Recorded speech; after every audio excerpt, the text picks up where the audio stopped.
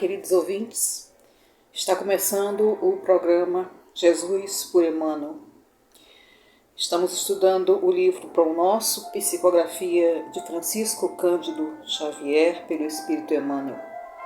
Hoje vamos estudar o capítulo 120, com o tema Conciliação. Eu sou Cristina Moreira e farei esse estudo com vocês hoje. Como é comum, aos nossos estudos, eu vou iniciar fazendo a leitura do capítulo 120 e, conforme eu já falei, intitula-se Conciliação. Concilia-te depressa com o teu adversário enquanto estás no caminho com ele, para que não aconteça que o adversário te entregue ao juiz e o juiz te entregue ao oficial de justiça e te encerre na prisão. É uma passagem de Mateus, no capítulo 5, versículo 25, que prefacia o nosso capítulo de hoje, capítulo sobre o qual fundamenta-se o nosso estudo. E o capítulo diz o seguinte: muitas almas enobrecidas, após receberem a exortação desta passagem, sofrem intimamente por esbarrarem com a dureza do adversário de ontem, inacessível a qualquer conciliação. A advertência do mestre, no entanto, é fundamentalmente conciliadora para com a consciência individual.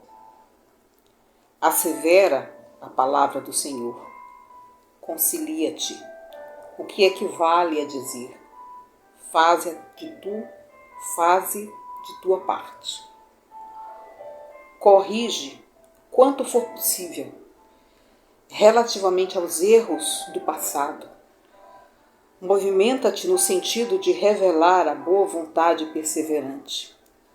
Insiste na bondade e na compreensão. Se o adversário é ignorante, medita na época em que também desconhecias as obrigações primordiais e observa se não agiste com piores características. Se é perverso, categoriza-o à conta de doente e dementado em vias de cura. Faze o bem que puderes, enquanto palmilhas os mesmos caminhos, porque se for o inimigo tão implacável que te busque entregar ao juiz, de qualquer modo terás então igualmente provas e testemunhos a apresentar. Um julgamento legítimo inclui todas as peças, e somente os espíritos francamente impenetráveis ao bem sofrerão o rigor da extrema justiça. Trabalha, pois, quanto seja possível no caminho da harmonização. Mas, se o adversário te desdenha os bons desejos, concilia-te com a própria consciência e espera confiante.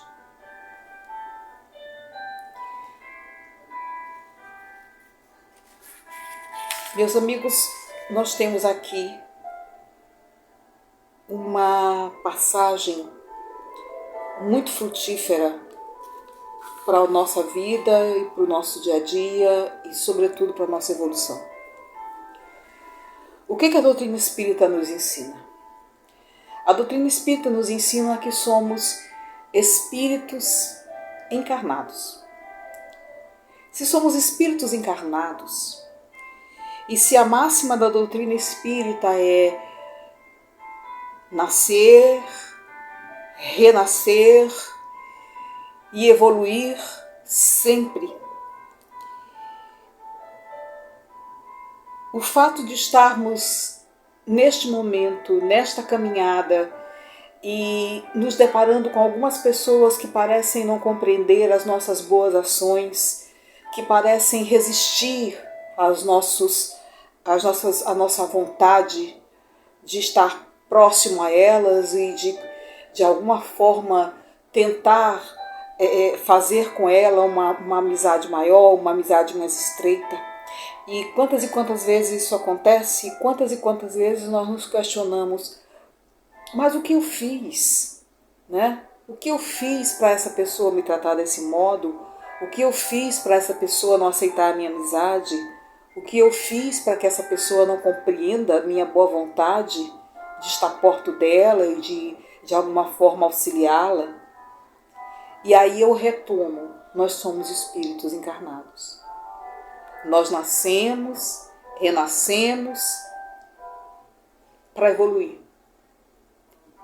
A pergunta é, por que essa pessoa, né? A pergunta na verdade não é por que essa pessoa não quer a minha amizade ou por que essa pessoa é tão relutante com relação à minha aproximação.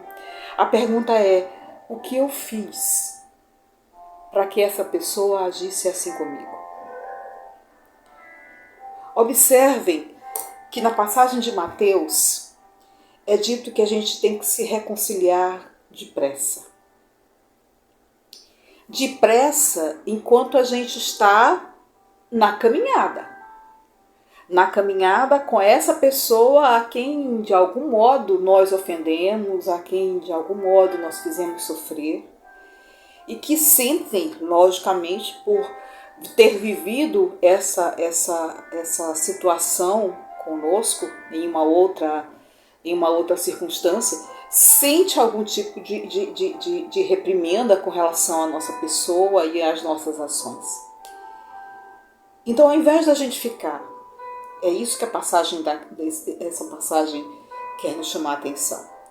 Ao invés da gente ficar tentando convencer o outro a nos aceitar, tentando convencer o outro da nossa honestidade de sentimento, da nossa vontade de conciliar com ele, e muitas das vezes sem ter a resposta desejada para isso, ou seja, sem ter por parte desse irmão a aceitação dessa amizade, a aceitação dessa reconciliação, ao invés de a gente desistir, né? O que, na verdade, essa passagem do livro Pão Nosso, né, quer mostrar é que a gente precisa insistir. E se nós percebermos que a insistência ela não vai dar em nada, que aquele nosso irmão endurecido pelas provas da vida, ou ignorante das condições do espírito, não quer aceitar essa nossa reconciliação, que a gente possa fazer isso pelo menos com a nossa consciência. Que a gente possa dizer, eu fiz tudo o que podia. Eu fiz tudo e um pouquinho mais para poder fazer essa reconciliação. Eu fiz a minha parte. E se esse irmão não aceitou a minha amizade, esse irmão não aceitou e não quis reconciliar-se comigo, então eu pelo menos irei ter provas de que eu fiz tudo o que foi possível para que essa conciliação fosse possível, que essa conciliação fosse implementada. Fiz minha parte. E olhem como é interessante a passagem, né? A passagem, então, ela não nos obriga a ter o outro reconciliado. Ela nos coloca com a responsabilidade individual de tentar, de algum modo, melhorar as nossas relações com o outro. Hoje em dia a gente está sendo invadido de muitas informações, meus amigos, que são, vamos dizer assim, eu diria, muito pejorativas, muito enganosas, e às vezes a gente acha graça dessas coisas, né? Eu assistia a um filmezinho dessas mensagens que a gente recebe, e a pessoa dizia assim: eu não sou de perdoar. Perdão é para pessoas evoluídas. Eu sou baixa, eu sou inferior. E a Claque, né, aquela que era um filme, era uma coisa de humor, a Claque dá gargalhadas ao final dessa fala. Ao final dessa fala, a gente tinha que parar e refletir. Eu tenho que ser assim. Eu preciso continuar sendo baixa, sendo inferior. Se eu, com todos os ensinamentos que eu tenho recebido nessa doutrina tão esclarecedora, tão consoladora, me fazem perceber que eu preciso evoluir, que eu preciso melhorar, que eu preciso buscar cada vez mais ser melhor, dia após dia. Trabalhar na minha reforma íntima. Ainda que o outro não me aceite, ainda que o outro não se concilie, ainda que o outro seja resistente, né, à minha aproximação, mas é importante que eu faça a minha parte. E o Evangelho de Mateus, que prefacia esse capítulo, pede exatamente só isso. Que a gente faça a nossa parte, que a gente se concilie, e se concilie com a nossa consciência, de poder dizer: fulano não me perdoou, fulano não quis a minha amizade, mas eu tenho a consciência tranquila de que fiz tudo possível para que isso fosse conquistado. E aí, com certeza, não será eu que responderei pela falta de conciliação.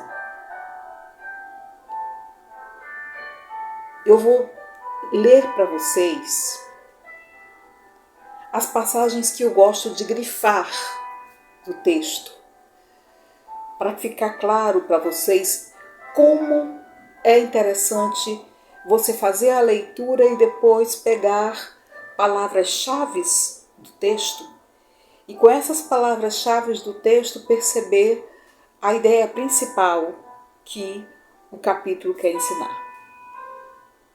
Eu grifei o seguinte: muitas almas enobrecidas. Muitas almas enobrecidas sofrem intimamente por esbarrarem.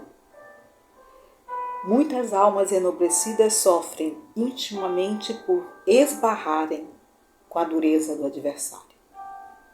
Ou seja, você é nobre, você tem o desejo de se conciliar, mas você esbarra na dureza daquele com quem você quer fazer essa conciliação.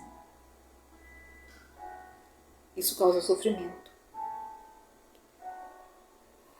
Mas conforme é dito aqui no nosso capítulo, a advertência do mestre é fundamentalmente: concilia-te, faze de tua parte. Insiste na bondade e na compreensão. Se o adversário é ignorante, faze o bem que puderes. Porque nós temos a tendência de julgar o outro e dizer: mas fulano, eu estou fazendo tudo para ele me aceitar e ele não me aceita. Para pensar e pensa: nós somos espíritos encarnados. Em outra oportunidade, em outra existência, será que eu não fiz tanto mal a esse irmão que agora ele se endureceu e não confia na minha bondade? Um julgamento legítimo inclui todas as peças. não só a minha atitude, né? A atitude do outro, a atitude do que eu deixei de fazer, de como eu agi em outras circunstâncias. Então, tudo isso está aí, né? E por conta do esquecimento, né? Que é um bem que nos fazem para a gente não lembrar as formas como a gente viveu em épocas passadas, as maldades e as atrocidades que a gente já cometeu. E para a gente poder fazer, né, de uma forma mais leve essa nossa existência e corrigir as nossas falhas de uma forma mais honesta, de uma forma mais menos levada pela vontade alheia, né, mas só pela nossa própria vontade. E aí o texto ele finaliza com o item 8, né, em que diz: trabalha, mas se o adversário te desdenha, concilia-te com a própria consciência e espera confiante. Meus irmãos, minhas irmãs, que nós saibamos conciliarmos com as nossas consciências. Que nós saibamos esperar conscientes. Que ao invés de fazermos esse processo de conciliação, um processo de julgamento que nos comprometa ainda mais, que nós buscamos a compreensão do outro, a compreensão de quem efetivamente nós somos, e sejamos humildes para reconhecer que talvez cometemos tantas falhas e o endurecimento do coração do outro também acaba sendo um pouco da nossa responsabilidade. Essa foi a nossa contribuição para o Divulgar Net. Muito obrigada pela atenção de todos vocês. E meditem muito, reflitam muito sobre esse processo de reconciliação com as consciências individuais.